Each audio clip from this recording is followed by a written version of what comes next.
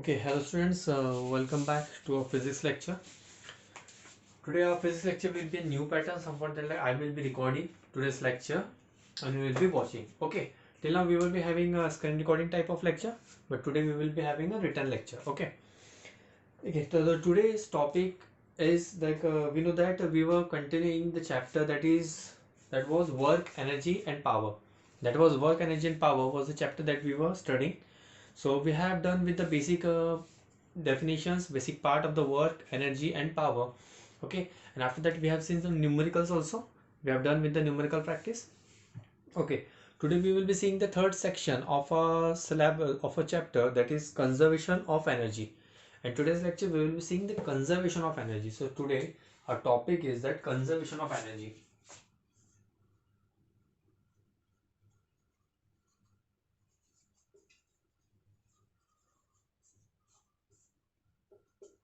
So till today we have known the statement, one beautiful statement and the one most popular, that is energy neither be created nor be destroyed and it can be converted from one form to another. This was the statement which we have learned from the basic classes, right from the fifth classes and so on, but we don't know how it is actually function. Okay, so we know the statement but we don't know the actual meaning. So in today's class we will be seeing the meaning of this particular statement. And what is the statement for the conservation of energy? That is, energy neither be created nor be destroyed, it can be converted from one form to another. So this is the statement. Today we will be seeing the proof of this statement. सो आज जो हम करने वाले हैं, ये जो statement हम आज तक पढ़ते हुए आ रहे हैं कि जो स्टेटमेंट था कंजर्वेशन ऑफ एनर्जी का, इसे हम आज मैथमेटिकली प्रूव करने वाले हैं. मैथमेटिकली हम प्रूव करने वाले हैं, तो बहुत ही इंटरेस्टिंग रहेगा आज का हमारा प्रूफ. मतलब ऐसी चीज़ जो आज तक हम सिर्फ थ्योरी में पढ़ रहे थे, उसे हम प्रैक्टिकली कैसे अप्लाई करते हैं या फिर किस तरीके से प्रैक्टिकली अप्लाई होता है हमारी यूनिवर्स में, इसका हम एक एग्जाम्पल देखने वाले हैं. ठीक है, तो एग्जाम्पल शुरू करने से पहले यहाँ पे कुछ बेसिक टर्म है. बेसिक टर्म को हम जानते हैं. सबसे पहला है पोटेंशियल एनर्जी.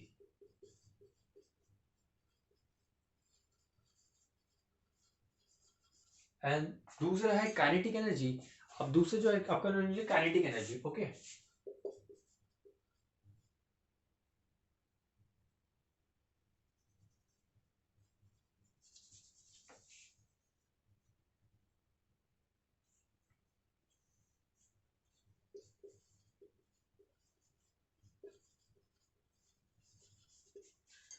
ओके, तो पहला हमारा एनर्जी रहेगा पोटेंशियल एनर्जी, दूसरा रहेगा काइनेटिक एनर्जी. अब तीसरा टर्म हम यहाँ पे आपको लेक्चर में, आज के लेक्चर में मिलेगा, दैट इज मैकेनिकल एनर्जी. तो what is mechanical energy? Mechanical energy का मतलब होता है पोटेंशियल और काइनेटिक एनर्जी को ही हम कहते हैं मैकेनिकल एनर्जी, बिकॉज ये ऐसी एनर्जी है जो पर्टिकुलर किसी वर्क टर्न करने में हमें काम में आता है.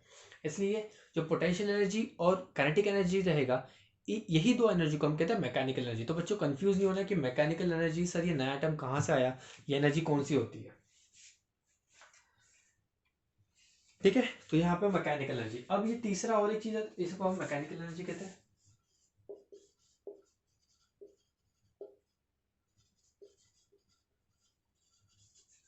ओके, जैसे कि हमें पता है, हम स्टेटमेंट हमने कहा है कंजर्वेशन में कि भाई टोटल एनर्जी होता है सर वो हमेशा इक्वल होता है. ठीक है, टोटल एनर्जी इक्वल होता है, मतलब टोटल एनर्जी किसके बराबर रहेगा?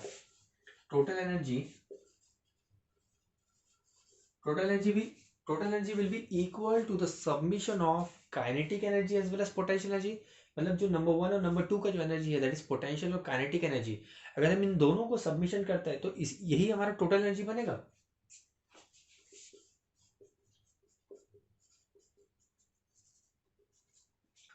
So this is potential energy plus kinetic energy.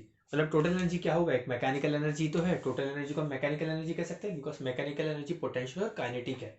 ठीक है, तो ये टर्म का हम इस्तेमाल करने हमको बहुत बार मिलेगा. ठीक है, तो कंफ्यूज नहीं होना है बेटा, कंफ्यूज नहीं होना. यहाँ पे हम जो नोटेशन का यूज इस्तेमाल करने वाले हैं, that is potential energy will be denoted by, as you have seen I have written PE in abbreviation.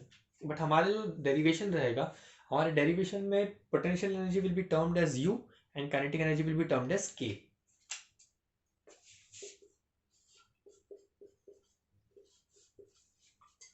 So this is the form of total energy. Okay, so we have to derive that total energy. We have to show that potential और kinetic energy का submission total energy होता है.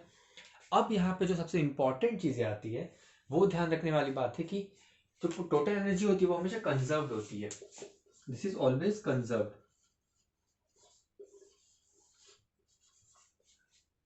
Sir conserve का मतलब क्या होता है? Conserve का मतलब ये होता है जब एक फॉर्म ऑफ एनर्जी चेंज होती है तो वो वही फॉर्म जो एनर्जी चेंज हो रही है वो किसी दूसरे एनर्जी में चेंज हो जाती है. इसी को कहते हैं कंजर्व होना. ठीक है, मतलब एक चीज जब बदलती है तो दूसरे चीजों में कन्वर्ट हो जाती है with the same amount of magnitude. इसका मतलब हम समझते हैं किस तरीके से. यहाँ पे देखिए, अगर हम कहें यहाँ पे पोटेंशियल एनर्जी है, ये है काइनेटिक एनर्जी का ब्लॉक. ठीक है, अगर हम करें कि पोटेंशियल एनर्जी डिक्रीज हो रही है बाय 1 मैग्नीट्यूड, डिक्रीज हो रही है मतलब हम इसको सब्सट्रैक्ट कर सकते हैं, माइनस में लिख देंगे. ठीक है, -1 डिक्रीज बाय 1 मैग्नीट्यूड. तो ये जो इंक्रीज होगा, इंक्रीज जो रहेगा वो क्या रहेगा, इसे एक मिनट ऐसा समझते हैं.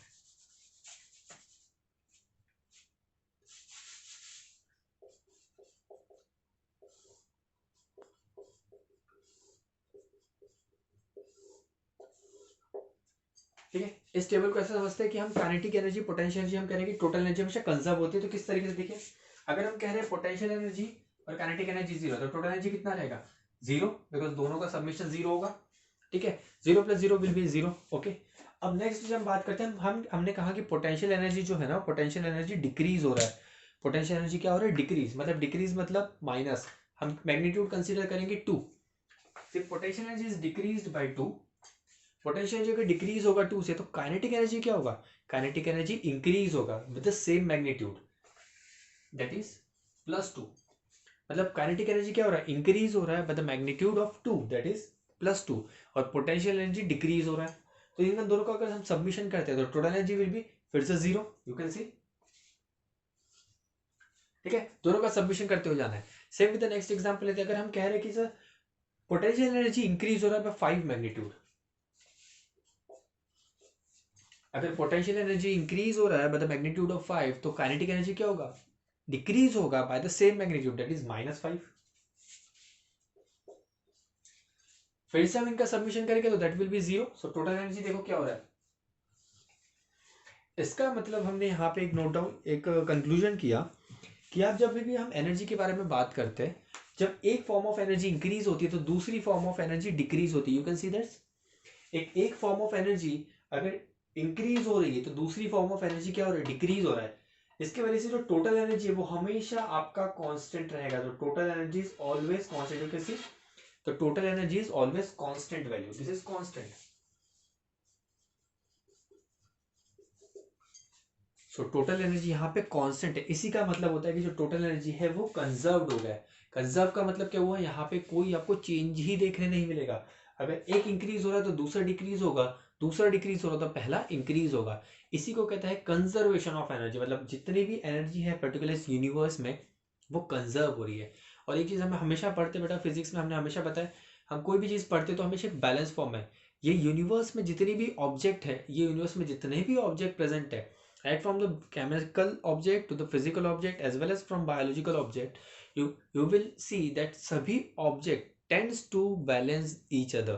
या फिर ठीक है, या अपने आप को एक बैलेंस कंडीशन में करने की कोशिश करेगा. अब सिंपल सी बात, हम अपने आप को भी एग्जांपल कर सकते हैं, इस तरीके से समझते हैं. अगर हम इस तरीके यहाँ पे काटे, ठीक है, अगर यहाँ से कोई एक पुश आ रहा है, if someone is pushing from the right hand side, हम क्या करेंगे, इसे बैलेंस करने के लिए लेफ्ट की डायरेक्शन में फोर्स अप्लाई करेंगे. इसका मतलब हम हमेशा किसी भी ऑब्जेक्ट को एक यूनिवर्स में हमेशा और हमेशा वो चाहता है कि एक बैलेंस स्टेट में रहे. उसी तरीके से एनर्जी भी क्या करता है, एनर्जी भी अपने आप को बैलेंस स्टेट में रखने की हमेशा कोशिश करता है. इसके वजह से यहाँ पे आपको कंजर्वेशन ऑफ एनर्जी का टर्म इस्तेमाल होते हुए मिलेगा. इसे हम कहते हैं एनर्जी यहाँ पे कंजर्व होती है, या फिर हम कह सकते हैं कॉन्स्टेंट है. ठीक है, अब ये जो हमने चार्ट बनाया है या फिर एक जो बेसिक चार्ट है, बच्चों अब साथ में नोट्स बनाते जाओगे. ठीक है, साथ में नोट्स बनाते जाना है, ये रब किया जाएगा. ओके, तो जैसे कि आप देख सकते हो चार्ट में हमने जो सिर्फ एक न्यूमेरिकल के हिसाब से या फिर एक न्यूमेरिकल वैल्यू को हमने इस्तेमाल किया है. अब इसी कंसेप्ट के इस्तेमाल करते हुए एक डेरिवेशन करने वाला है. ठीक है, जो बहुत इंपॉर्टेंट है, रेगुलर बेसिस पे आपको पूछा जाता है आपके एग्जाम में, तो ध्यान देना है, अच्छे से पढ़ते जाना है. ठीक है, ओके. एक चीज ध्यान देते हैं कि जो पोटेंशियल और काइनेटिक एनर्जी का एक इस्तेमाल कहाँ पे होता है ये जानेंगे.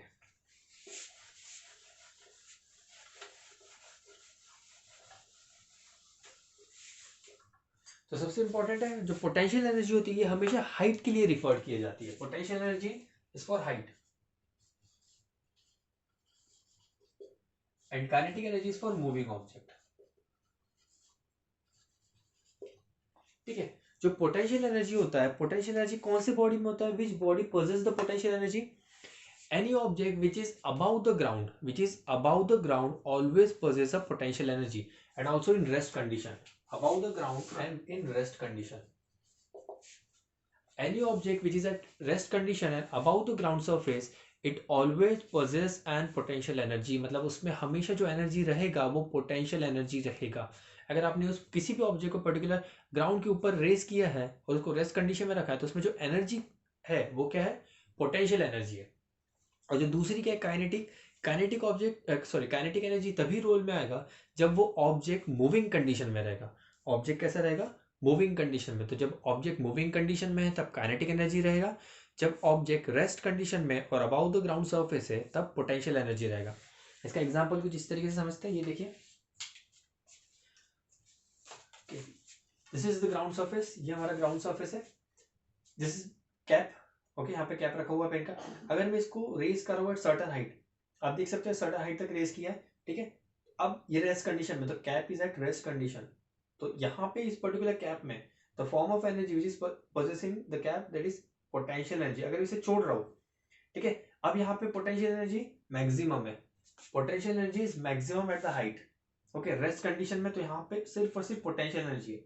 काइनेटिक एनर्जी कैसा रहेगा, जीरो, क्यों, क्योंकि काइनेटिक एनर्जी कब होता है, काइनेटिक एनर्जी तो मूविंग कंडीशन में होता है, और कैप कितना, कैप कैसा है, रेस्ट कंडीशन में, तो kinetic energy zero, potential energy is maximum. जैसे ही हम इस पर्टिकुलर ऑब्जेक्ट को रिलीज करते हैं तो धीरे धीरे क्या होगा, नीचे की तरफ ट्रेवल करेगा ड्यू टू ग्रेविटी, नीचे की तरफ ट्रेवल करेगा, मतलब क्या होगा, हाइट डिक्रीज होगा।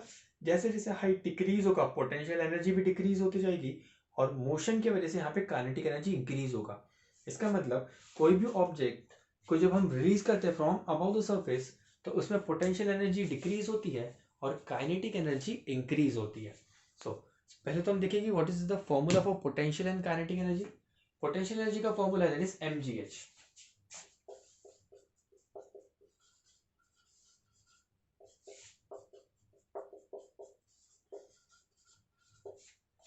पोटेंशियल एनर्जी का फॉर्मूला है mgh, m the mass of object, g is acceleration due to gravity and h is the height, because हमने कहा था पोटेंशियल एनर्जी किसकी वजह से आती है, हाइट की वजह से। कोई भी ऑब्जेक्ट जब हाइट पे रखा जाता है तो उसमें पोटेंशियल एनर्जी होती है, तो one of the factor is height also. Where is the kinetic energy, हमने कहा था कि काइनेटिक एनर्जी होता है सर मूविंग ऑब्जेक्ट में, तो मूविंग ऑब्जेक्ट में वेलोसिटी तो रहेगा, इसलिए यहाँ पे काइनेटिक एनर्जी का फॉर्मूला होता है that is half mv square, where m is the mass of the object, v is the velocity of the object and small g is acceleration due to gravity and h is height above which the object is raised। Okay, यहाँ तक सब basic चीजें clear है बच्चा। इसके बाद हम जाने वाले हैं थ्योरेटिकल एक्सप्लेनेशन का, जो हमने पढ़ा है एक कंसेप्ट पढ़ा है उसको हम एक्सपेरिमेंटली या फिर थ्योरेटिकल एक्सप्लेनेशन हम देखने वाले हैं। तो ये चीज़ें क्लियर है, आप यहाँ तक सभी चीज़ों को रेगुलर बेसिस पे नोट्स बनाना है, जिस तरीके से हम बता रहे हैं उसी तरीके से यहाँ पे नोट्स बनाते हुए जाना है, ठीक है। अगर आपका कहीं स्किप होता है तो प्लीज़ बैकवर्ड कीजिए आपके वीडियो को और फिर से देखिए, ठीक है। ओके, तो अब हम आते हैं, यह हो गया हमारा बेसिक पार्ट, पोटेंशियल एनर्जी क्या होती है, काइनेटिक एनर्जी क्या होता है, पोटेंशियल एनर्जी का फॉर्मूला क्या होता है, काइनेटिक एनर्जी का फॉर्मूला क्या होता है, इन दोनों को मैकेनिकल एनर्जी कहते हैं। टोटल एनर्जी क्या होती है, total energy kinetic plus potential होती है जो हमेशा कंजर्व होती है। इसको हमने एक मैग्नीट्यूड के टेबल से देखा है, वो टेबल भी आप सब नोट डाउन करोगे, ठीक है। ओके, तो ये यहाँ तक हम बेसिक पार्ट क्लियर करते हैं। अब हम आते हैं एक्चुअल थ्योरेटिकल एक्चुअल एक्सप्लेनेशन पे।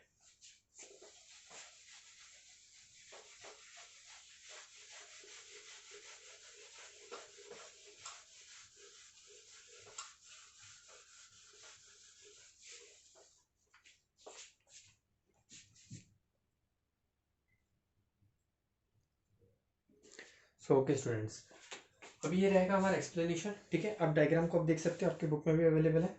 ओके, तो ये रहेगा हमारा डायग्राम, यहाँ पे डायग्रामेटिकल एक्सप्लेनेशन है। तो ध्यान देना, ऑब्जेक्ट में क्या हो रहा है, देयर इज अ बॉल, एक बॉल कंसीडर किया हमने जो पोजीशन ए पे है, ठीक है। अब इस बॉल को हम एक हाइट से रिलीज कर रहे हैं, जैसे कि हमने देखा था लास्ट एग्जाम्पल में कि कैप को हम रिलीज कर रहे थे, उसी तरीके से हम यहाँ पे बॉल को रिलीज करने वाले हैं। बॉल को जब हम एक हाइट से रिलीज करेंगे तो बॉल क्या करेगा, नीचे की तरफ ट्रैवल करेगा, ठीक है। नीचे की तरफ ट्रैवल करेगा मतलब क्या होगा, मोशन में आएगा, मतलब यहाँ पे वेलोसिटी का रोल आएगा। इसे समझते कुछ इस तरीके से, देखिए, ठीक है, दिस इज बॉल, ठीक है, ये पोजीशन ए पे रखा हुआ है, ये पोजीशन ए पे, मतलब अभी देखिए पर्टिकुलर जब पोजीशन ए पे है तो ये ऑब्जेक्ट कैसा है, रेस्ट कंडीशन में, ठीक है। और हमने कहा था जब एक ऑब्जेक्ट, ये देखो ये ग्राउंड है, ग्राउंड से इस बॉल को हमने रेस किया अबाउट द हाइट, कितने हाइट तक रेस किया, एच हाइट की तरफ, एच हाइट तक हमने बॉल को ऊपर की तरफ रेस किया है, ठीक है। तो मैंने ग्राउंड से बॉल को ऊपर की तरफ रेस किया, अब पोजीशन ए पे आ चुका है, ठीक है। तो अब हम सिंगल सिंगल पोजीशन पे बात करेंगे तो ध्यान देना है, पोजीशन ए पे ऑब्जेक्ट कैसा है, रेस्ट कंडीशन में, ठीक है। तो हम यहाँ पे लिख लेते हैं पोजीशन ए पे ऑब्जेक्ट कैसा है, रेस्ट कंडीशन में, रेस्ट कंडीशन पे मतलब इसमें potential energy, what is the amount of potential energy, potential energy is mgh, potential energy क्या होगी mgh, क्योंकि पोटेंशियल एनर्जी क्या होता है, पोटेंशियल एनर्जी का फॉर्मूला mgh होता है। अब h क्यों रहेगा, बिकॉज हमने यहाँ पे इस बॉल को, पर्टिकुलर बॉल को हाइट a तक इंक्रीज किया है, that is height is h, तो potential energy at point a will be mgh। और काइनेटिक एनर्जी क्या रहेगा, हमने क्या पढ़ा था, काइनेटिक एनर्जी हमेशा मूविंग ऑब्जेक्ट में होता है, पर यहाँ पे ऑब्जेक्ट तो रेस्ट कंडीशन में है, तो सर उस हिसाब से kinetic energy will be zero, तो काइनेटिक एनर्जी जीरो हो गई। तो इस केस में क्या हो गया, काइनेटिक एनर्जी जीरो। तो हमने पोजीशन ए के लिए पोटेंशियल और काइनेटिक एनर्जी को हमने डिराइव कर लिया, पोटेंशियल एनर्जी और काइनेटिक एनर्जी को हमने डिराइव किया है, ठीक है। अब क्या हो रहा है, अब देखिए, अब ऑब्जेक्ट जो बॉल है, पर्टिकुलर बॉल जो ऑब्जेक्ट है, ये डाउनवर्ड डायरेक्शन में ट्रेवल करना शुरू कर दिया, अभी ऑब्जेक्ट डाउनवर्ड डायरेक्शन में ट्रेवल कर रहा है और बी तक आ गया। कितना डिस्टेंस ट्रेवल किया, यहाँ पे कोई सेंटर के बारे में बात नहीं हो रही कि सर ये पर्टिकुलर सेंटर है, जरूरी हो सेंटर में होना चाहिए। तो लेट अस कंसीडर जो डिस्टेंस ट्रेवल किया from A to B is X, तो जो डिस्टेंस ट्रेवल किया गया है from A to B, let us consider the distance is X distance, ठीक है। मतलब ए से बी की तरफ जब ऑब्जेक्ट ट्रेवल किया तो कितना डिस्टेंस ट्रेवल किया, एक्स डिस्टेंस, ठीक है। कितना डिस्टेंस ट्रेवल किया, कितना डिस्टेंस ट्रेवल किया, एक्स डिस्टेंस।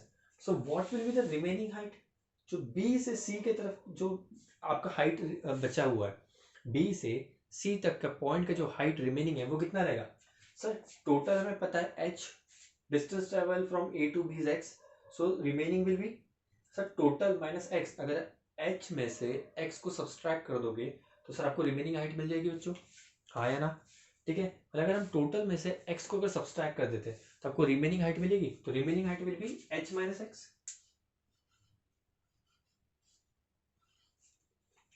ये चीजें क्लियर है, किस तरीके से हमने x और h माइनस एक्स को लिखा गया है, बहुत इंपॉर्टेंट है। क्या हो रहा था पहले फिर से समझते हैं, ऑब्जेक्ट को हमने रेस किया ग्राउंड से ऊपर की तरफ, ठीक है, एट हाइट h। अब इस ए पोजीशन पे हमने इसका पोटेंशियल और काइनेटिक एनर्जी का वैल्यू निकाला, what is potential energy mgh, kinetic energy zero, sir zero क्यों रहेगा, बिकॉज मोशन में नहीं है, काइनेटिक एनर्जी हमने देखा है, अभी फॉर्मूला आपने लिखा आपके प्रीवियस पेज पे देखो, half M V square, V sir zero है क्योंकि रेस्ट में है तो वेलोसिटी नहीं है, वी जीरो हो जाएगा तो काइनेटिक एनर्जी जीरो, चलो ठीक है। अब बी पोजीशन पे बच्चों बताओ, बी पोजीशन में जो रहेगा what will be the value of B, sorry potential and kinetic energy at position B. Sir potential energy का फॉर्मूला हमें पता करना है, चलो ठीक है सर, पोटेंशियल जी यू से डिनोट करते हैं, पोटेंशियल एनर्जी यू से डिनोट किया जाता है। तो सर हमने पढ़ा है कि पोटेंशियल एनर्जी इज mgh, अगर हम c से b तक इस ऑब्जेक्ट को इंक्रीज कर रहे हैं, sir m into g into H होता है पोटेंशियल एनर्जी, तो ये हो गया m, ये हो गया g।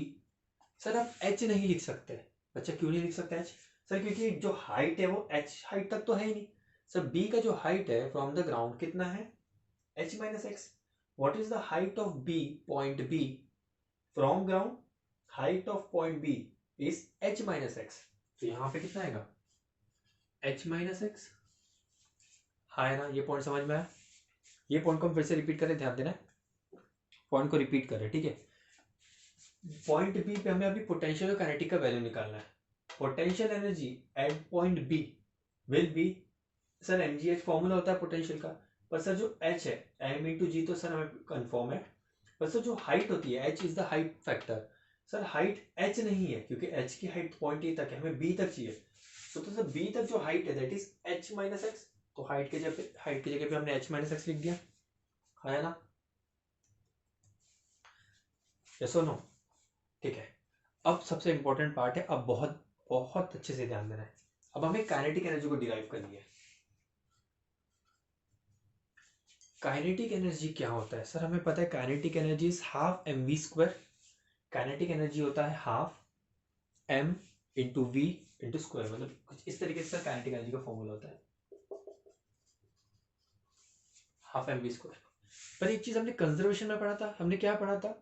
जब हमने टेबल बनाया, जो आप देखो आपने जो -2 +5 का जो टेबल बनाया, उसमें क्या हुआ था? जितना वैल्यू कम हुआ था पोटेंशियल एनर्जी, और ये काइनेटिक एनर्जी कैसा था? द अमाउंट ऑफ एनर्जी, जितना मैग्नीट्यूड से पोटेंशियल एनर्जी डिक्रीज हुआ था, उतने ही मैग्नीट्यूड से काइनेटिक एनर्जी इंक्रीज हुआ था।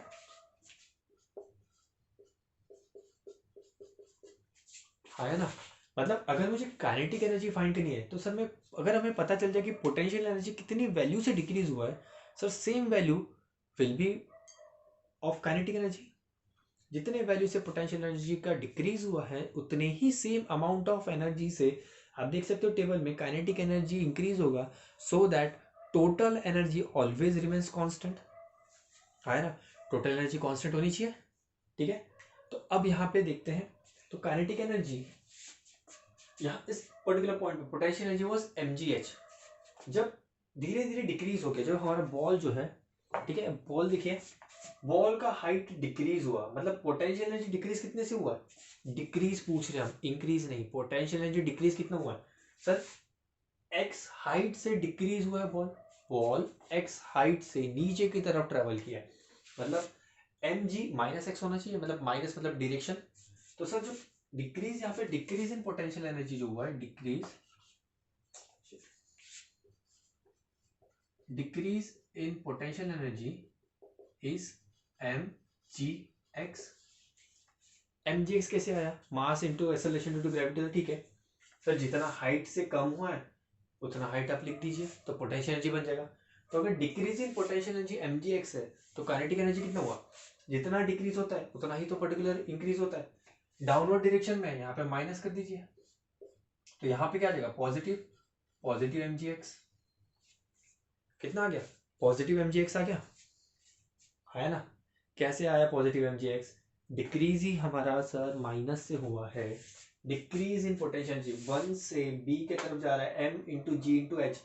h मतलब कितना है? h मतलब हमारा डिस्टेंस था, हाइट, हाइट कितना है? x। x अगर आपका डिस्टेंस है हाइट, तो डिक्रीज कितनी हाइट से हुआ है? x की हाइट से, तो ये हो गया mgx, यहाँ पे आ गया। ठीक है, अब पॉइंट सी के बारे में बात करते हैं। पॉइंट सी के बारे में बात करते हैं कि सर पॉइंट सी पे पोटेंशियल और काइनेटिक एनर्जी क्या रहेगी? Potential that is you. Potential क्या होता है? mgh। सी पे, सी तो ग्राउंड पे है, तो हाइट कितना हो गया? 0। अगर हाइट 0 तो potential will be 0। Kinetic energy कितना रहेगा सर? जितना चेंज इन पोटेंशियल एनर्जी होगा उतना ही तो काइनेटिक एनर्जी होगा। सर जितना पोटेंशियल एनर्जी कम हुआ है वो काइनेटिक एनर्जी में कन्वर्ट हो गया होगा, इसलिए तो सर कंजर्वेशन ऑफ एनर्जी का है। तो पोटेंशियल एनर्जी कितना था पहले? mgh। जब mgh का अमाउंट ऑफ पोटेंशियल एनर्जी था तो वो कंप्लीटली काइनेटिक एनर्जी में कन्वर्ट हुआ होगा, हाँ है ना? तो mgh का जो अमाउंट है वही तो कन्वर्ट हुआ होगा, तो यहाँ पे कितना आएगा? यहाँ पे आ गया mgh। कैसे mgh आया सर? आपने फॉर्मूला तो दूसरा बताया था। हाँ बेटा, फॉर्मूला हमने दूसरा बताया है, जब काइनेटिक एनर्जी को कैलकुलेट करते हैं तब mv स्क्वायर लिखते हैं, पर यहाँ पे हम तो रिलेशन डिराइव कर रहे हैं। हम रिलेशन देख रहे हैं कि पोटेंशियल और काइनेटिक एनर्जी में जो रिलेशन है वो किस तरीके से बना हुआ है। ठीक है, तो इस तरीके से हम इसका पर्टिकुलर एक वैल्यू निकालने वाले हैं। तो हमने क्या किया? पोटेंशियल और काइनेटिक एनर्जी को को रिलेट करने की कोशिश की है। तो इस केस में हमने काइनेटिक एनर्जी का भी फॉर्मूला बना दिया, दैट इज mgh। ओके, अब हम देखेंगे कि जो हमने कहा ऐसा टोटल एनर्जी हमेशा इक्वल होनी चाहिए, टोटल एनर्जी का वैल्यू हमेशा 0 आना चाहिए। तो मतलब जो भी वैल्यू है एक सेम वैल्यू आना चाहिए टोटल एनर्जी का। तो देखते हैं आ रहा है क्या? mgh plus this is total energy, total energy will be mgh plus 0, this will be mgh, mgh plus 0, this will be mgh। Total energy in दोनों केस में सेम आ गया। ठीक है, अब इस केस में देखते हैं, सेंटर केस में mgx का टोटल एनर्जी का वैल्यू देखो क्या आ रहा है। टोटल एनर्जी क्या होता है? इन this case total energy will B kinetic energy, sorry potential energy plus kinetic energy. Potential energy is mg h minus x plus kinetic energy is mg x. इन दोनों को मल्टीप्लाई करेंगे तो this will be mg h minus mg x plus mg x plus mg x minus mg x cancel तो remaining will be mg h. तो देखिए तीनों case में जो पोटेंशियल एनर्जी का फॉर्मूला है, सॉरी जो टोटल एनर्जी है, तो total energy we are getting the value that is mgh. तो तीनों केस में that is at point A, point B and point C हमें जो वैल्यू मिल रहा है दैट इज mgh. सो यहाँ पे हम कह सकते हैं कि सर टोटल एनर्जी यहाँ पे कंजर्व होती हुई हमें दिखाई दे रही है ना. टोटल एनर्जी यहाँ पे हमें कंजर्व होते हुए दिखाई दे रही है. क्लियर है यहाँ पे? क्या सभी को समझ में आया किस तरीके से total energy and particular energy आपका काइनेटिक एनर्जी कंजर्व हो रही है. ठीक है, ये तो रहा पूरा एक थ्योरेटिकल एक्सप्लेनेशन. अब हम जाएंगे डेरिवेशन की तरफ. ठीक है बच्चों, ये पर्टिकुलर पार्ट बहुत इंपॉर्टेंट है. आप इसको रिपीट मोड में देखेंगे. ठीक है, 1 से 2 बार देखोगे. जो पर्टिकुलर एक्सप्लेनेशन था आप 1 से 2 बार इन चीज़ों को देखोगे. ठीक है, अब हमें ये तो सर ये तो एक्सप्लेनेशन ये समझने के लिए हो गया. अब हमें एग्जाम में लिखना कैसे ये समझते हैं. ठीक है, अब हम एग्जाम पॉइंट ऑफ व्यू से इसका अप्रोच देखेंगे. What will be the exam point of view. Okay,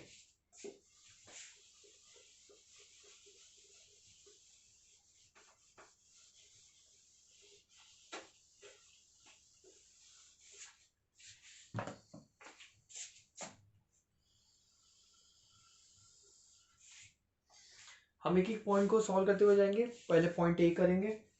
पहले कैलकुलेशन जो रहेगा पॉइंट ए पे रहेगा, फिर पॉइंट बी पे, फिर पॉइंट सी पे. ठीक है, हम यहाँ पे कंजर्वेशन ऑफ एनर्जी के बारे में हम यहाँ पे डिनोट करने वाले हैं. तो पॉइंट ए पे क्या रहेगा, point A at point A.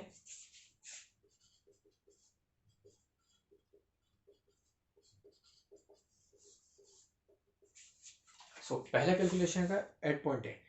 At point A initial velocity of the body कितना है, 0. इनिशियल वेलोसिटी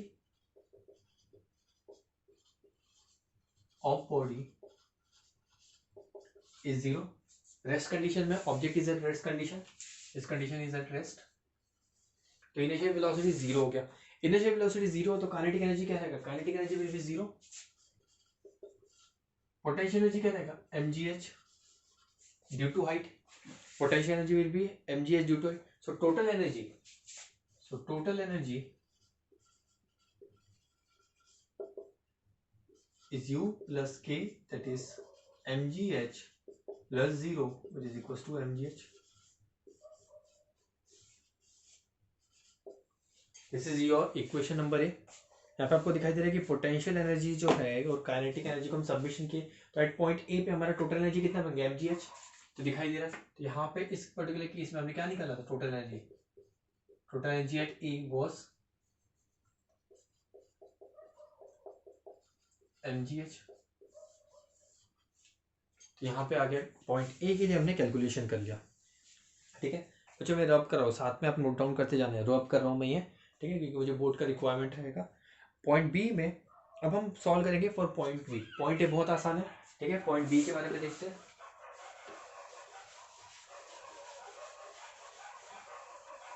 ठीक है, पॉइंट बी का कैलकुलेशन करेंगे. अब पॉइंट बी पे थोड़ा टीडीएस कैलकुलेशन है तो ध्यान दीजिए.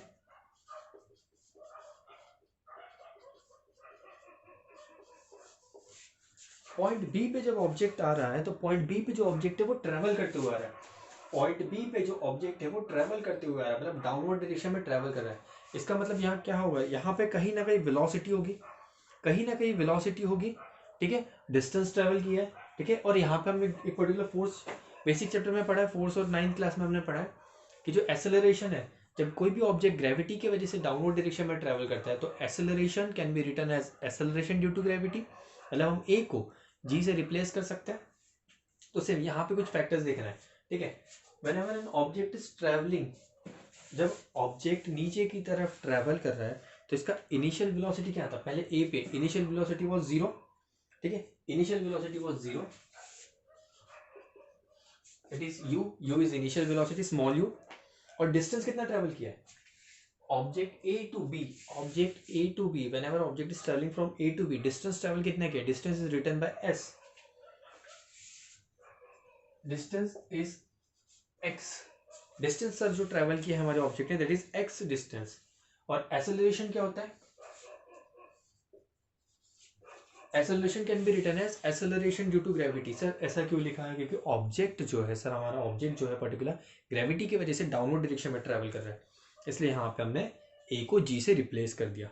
अब यहाँ पे इक्वेशन आता है फोर्स का इक्वेशन, मोशन के कुछ इक्वेशन आते हैं। आपने सुना होगा V square equal to you square plus 2as, एक इक्वेशन था V square equal to you square plus 2as। ये इक्वेशन है, इक्वेशन ऑफ मोशन में हमने 3 बेसिक इक्वेशन पढ़ते हैं। v equal to u plus a t, second was v square equal to you square plus 2as, और एक था s equal to u t plus half a t square. We are using one of the formula. अब इससे हम v का value निकाल सकते हैं, what is the velocity, because हमें पता है ऑब्जेक्ट ए से बी की तरफ जब ट्रेवल करे तो उसमें एक वेलोसिटी रहेगी। अभी हमने अप्लाई क्यों किया? बिकॉज हमें वेलोसिटी का क्वांटिटी निकालना है। So we can find the value of the velocity. Put करेंगे वैल्यूज, u का वैल्यू कितना है? 0, so this will be 0। v square equals to 2, a can be written as x and x can be written as। हमने क्या कर दिया? हमने value put कर दी, ठीक है। यहाँ पे हमने क्या कर दिया? वैल्यू पुट कर दिया। g के a के टर्म्स में g को लिखा और s is equals to x। Okay, ये बन गया आपका फॉर्मूला। अब यहाँ पे हम पढ़ते हैं काइनेटिक एनर्जी। काइनेटिक एनर्जी का फॉर्मूला अप्लाई करेंगे। Kinetic energy is half m v square. What is the value of v? Half m, v is 2 into g into x का whole square. What is value of v? v is 2gx whole square, क्योंकि mv square है। अब यहाँ पे हम square करेंगे, हाफ m 4 into g square x square. क्या ये सही है? क्या ये सही है? अरे हमने स्क्वायर का वैल्यू निकाला, सॉरी सॉरी सॉरी सॉरी, हमने वी स्क्वायर का ही वैल्यू निकाला। तो वी स्क्वायर का वैल्यू क्या है? V square is 2gx। हमें डबल स्क्वायर करने की जरूरत नहीं, क्योंकि हमने वी स्क्वायर का वैल्यू निकाला। अब इस ब्रैकेट को ओपन करेंगे, 2gx, 2 two cancel, remaining will be mgx। So kinetic energy at point b is mgx। अब देख सकते हो कैसे mgx आया, देखा आपने mgx कैसे है। अब इस पर्टिकुलर पॉइंट पे हम अब निकालेंगे पोटेंशियल एनर्जी। पोटेंशियल एनर्जी आप देख सकते हो कैसे निकाला था। पोटेंशियल एनर्जी हमने डिस्क्राइब किया, पोटेंशियल एनर्जी इज mgx इस पर्टिकुलर पॉइंट बी पे। अब देखो पोटेंशियल एनर्जी हमने नीचे से ऊपर की तरफ निकाला, काइनेटिक एनर्जी हमने ऊपर से नीचे की तरफ निकाला है, ठीक है। तो direction is important. Potential energy क्या होगा सर? यहाँ पे जो इतना डिस्टेंस रहेगा that is potential energy m into g into h minus x, m into g h minus x. Sir अब हमें टोटल एनर्जी निकालना है। What is the value of total energy at every point, because we have to show conservation of energy. So total energy is kinetic energy plus potential energy, whereas kinetic energy is mgx, potential energy is m into g h minus x, mgx plus इसे multiply करोगे आप तो mgh minus mgx, this will be cancel out. इस particular point पे total energy at point b is mgh। At point b पे भी अपने potential energy निकाल ली है,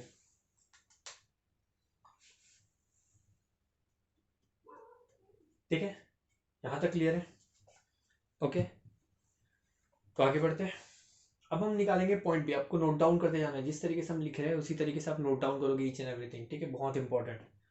अब हमारा थर्ड पॉइंट बचा दैट इज पॉइंट सी पे।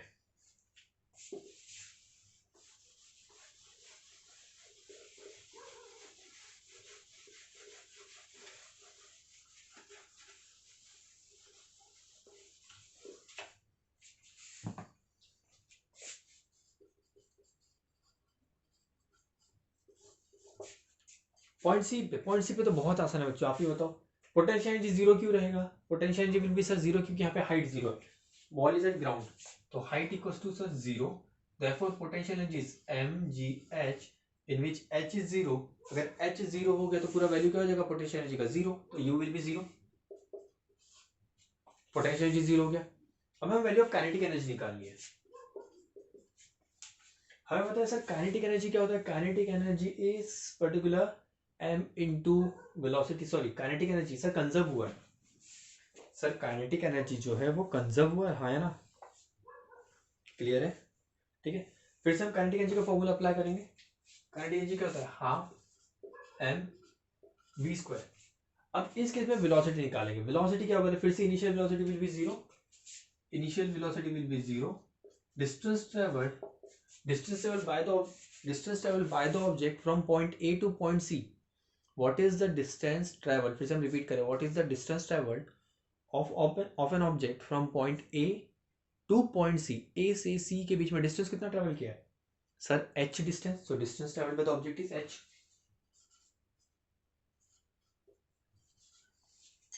समझ में, इस केस में हमने h कैसे लिया, लास्ट केस में x क्यों लिया था, because distance travelled by the object was x distance, x distance travel किया था। बट अब जब ऑब्जेक्ट ट्रेवल कर रहा है सी तक, मतलब ए से बी सी तक जब ट्रेवल करेगा तो कितना डिस्टेंस ट्रेवल करेगा, h डिस्टेंस, तो इसलिए हमने distance travelled by the object हमने कंसीडर किया h। क्या हम निकाल सकते हैं by using motion formula, that is v square.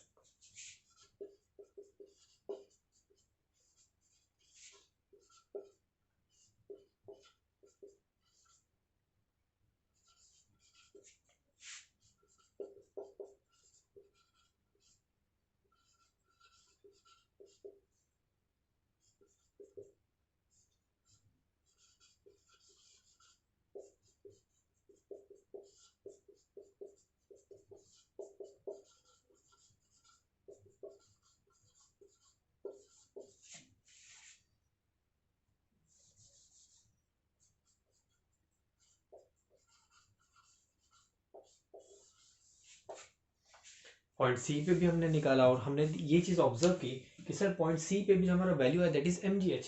हमने क्या किया, मोशन फॉर्मूला अप्लाई किया, v square equals to u square plus 2as, उसमें हमने वैल्यू पुट किया तो we got the value of v square equals to 2gh, we got the value v square equals to 2gh, then we have substitute that value in the particular formula that is kinetic energy half mv square, v square को हमने replace कर दिया 2gh से और आपने solve किया तो आपको काइनेटिक एनर्जी मिला mgh। हमें निकालनी थी टोटल एनर्जी का h वैल्यू, तो kinetic energy equals to potential plus kinetic, potential is zero, kinetic is mgh, दोनों का सबमिशन किया तो you get that total energy value mgh, मतलब यहाँ आपको टोटल एनर्जी फिर से mgh मिला। Now we have observe that point A, point b और पॉइंट सी, ऑब्जेक्ट का पोटेंशियल एनर्जी तो डिक्रीज हो रहा है, ये देखिए mgh से जीरो तक आया, मतलब सर पोटेंशियल एनर्जी डिक्रीज हुआ है यहाँ पे, अगर mgh वैल्यू से जीरो तक आया मतलब पोटेंशियल एनर्जी डिक्रीज हुआ है, और काइनेटिक एनर्जी जीरो से mgh तक आया है, मतलब पोटेंशियल काइनेटिक एनर्जी इंक्रीज हुआ है और सर पोटेंशियल एनर्जी डिक्रीज हुआ है, फिर भी सर टोटल एनर्जी देखो सेम है। क्या हमने इनिशियली यही देखा था, -2 + 2 -5 + 5, मतलब पोटेंशियल एनर्जी डिक्रीज हो रहा था, तो जितने अमाउंट से पोटेंशियल एनर्जी डिक्रीज हो रहा था उतने ही अमाउंट से काइनेटिक एनर्जी इंक्रीज हो रहा है। इसकी वजह से जब आप टोटल दोनों का सम करोगे तो will get the same value. ऐसा नहीं है सर पोटेंशियली डिक्रीज हो, कभी कभी काइनेटिक एनर्जी डिक्रीज होता है तो पोटेंशियल इंक्रीज होता है, ठीक है। We will see the example, this example in another class, okay. जब काइनेटिक एनर्जी डिक्रीज होगा तो पोटेंशियल एनर्जी इंक्रीज हो जाएगा, पर जो बैलेंस रहेगा वो हमेशा और हमेशा आपको नेट बैलेंस सेम मिलेगा। तो in this case we are getting that is mgh, the total energy of the object at any point is m into g into h, ठीक है। बहुत इंपॉर्टेंट डेरिवेशन है, सीधा सटीक पूछा जाता है, derive the conservation of energy, तो आपको इस सभी स्टेप, तीनों स्टेप आपको लिखना जरूरी है। तो this shows that the theoretical जो हमने स्टेटमेंट पढ़ा है, energy neither be created nor be destroyed, it can be converted from one form to another. तो देखो यहाँ पे potential energy is converted into kinetic energy, potential energy is converted into kinetic energy, तो यहाँ पे क्या हो रहा है, एक फॉर्म से दूसरे फॉर्म में एनर्जी कन्वर्ट हो रही है, ठीक है। यहाँ तक क्लियर है, ओके। अगर हम इसे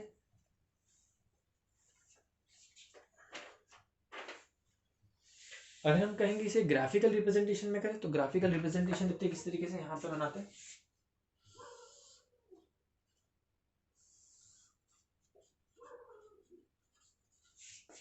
If x-axis is showing your height, If x-axis is showing your height and y-axis is showing your energy level. ठीक है, हमने क्या कहा था, जब एक हाइट इंक्रीज होती है, तो पोटेंशियल एनर्जी क्या होता है, इंक्रीज होता है। तो ये हो गया आपका पोटेंशियल एनर्जी। एक सर्टेन हाइट तक आपका पोटेंशियल इंक्रीज होगा, मतलब हाइट जब इंक्रीज हो रहा है तो पोटेंशियल एनर्जी भी इंक्रीज हो रहा है। Late us consider this is the distance, ये टोटल एनर्जी। पर हमने देखा कि हाइट जब डिक्रीज होता है या फिर हाइट जब इंक्रीज होता है तो काइनेटिक एनर्जी जीरो हो जाती है। काइनेटिक एनर्जी जीरो हो रही है, कब होगा, जब काइनेटिक एनर्जी जीरो कब होगा, जब हाइट इंक्रीज होगा। हाइट इंक्रीज होने पे जो काइनेटिक एनर्जी है वो जीरो होता है। तो इसका ग्राफ बनेगा कुछ इस तरीके से।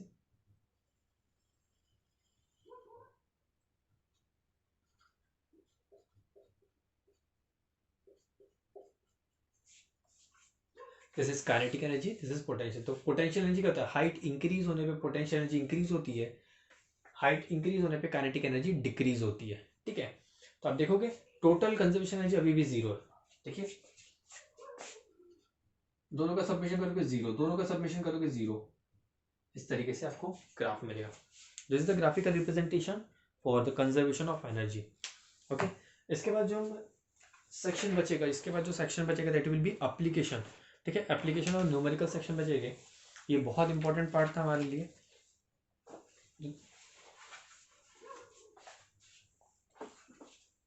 इसे ध्यान से पढ़ना है और मल्टीपल टाइम्स इस पर्टिकुलर वीडियो को देखते जाना है। ठीक है, और notes should be proper, notes हमारे जो है वो बहुत प्रॉपर नोट्स बनने चाहिए। तो बच्चों इन चीज़ों का ध्यान रखना है और डायग्राम बहुत अच्छे से बनाना है। अगर कोई भी डाउट हो आप इस पर्टिकुलर वीडियो को मल्टीपल टाइम्स देखिए, तभी जाके आपको हो सकता है ये कंसेप्ट समझ में आए। ठीक है, मल्टीपल टाइम्स इस वीडियो को देखिए और बहुत अच्छे तरीके से नोट्स बनाइए। अगर कोई डाउट आता है तो to ask me. Okay, thank you.